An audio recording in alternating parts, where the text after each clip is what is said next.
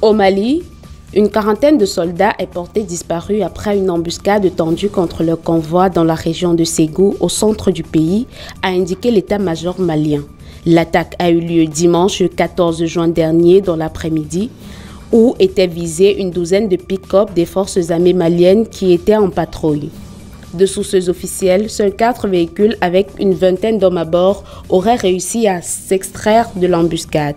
3 voitures sont rentrées au camp situé à 70 km de la frontière mauritanienne.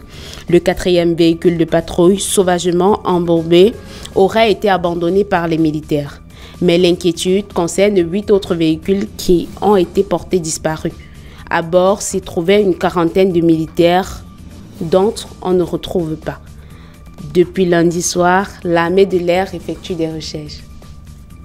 Au Burundi, le nouveau président Evariste Ndayishimiye, élu le 20 mai dernier, prêtera serment jeudi lors d'une cérémonie initialement prévue en août, mais avancée en raison du décès soudain du président sortant Pierre Nkurunziza. Le ministre des Affaires étrangères a invité les représentations diplomatiques au Burundi à bien vouloir prendre part à cette cérémonie d'investiture qui aura lieu jeudi 18 juin à 11 h dans la capitale burundaise. Le régime souhaite accélérer la prise de fonction du nouveau président afin d'éviter toute turbulence dans cet État. En République démocratique du Congo, le comportement au sein des institutions agace de plus en plus la société civile. Les députés qui ont un traitement de plus de 6 000 $ réclament 2 000 $ de plus en pleine pandémie du coronavirus et récession économique dans le pays.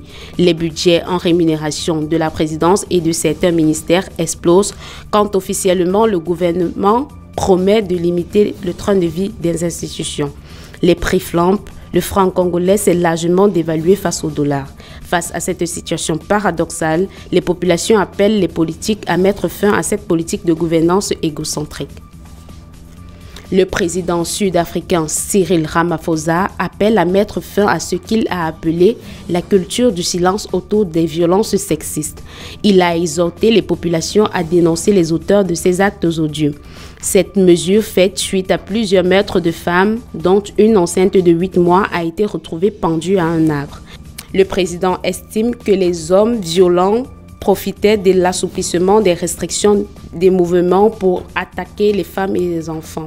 Selon lui, la manière dont les meurtres ont été commis indique un niveau de barbarie inacceptable et de manque d'humanité, ce qui est et reste une honte pour toute la nation sud-africaine.